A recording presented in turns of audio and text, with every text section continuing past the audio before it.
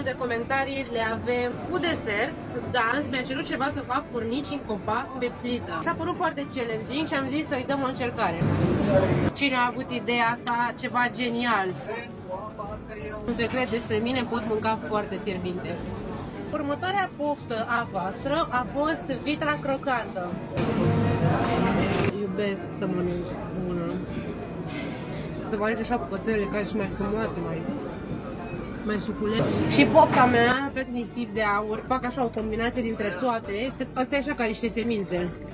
2 bucățele de vită, porul băgăm cât cuprindem cu bețele, normal, vorba aia. Delicios.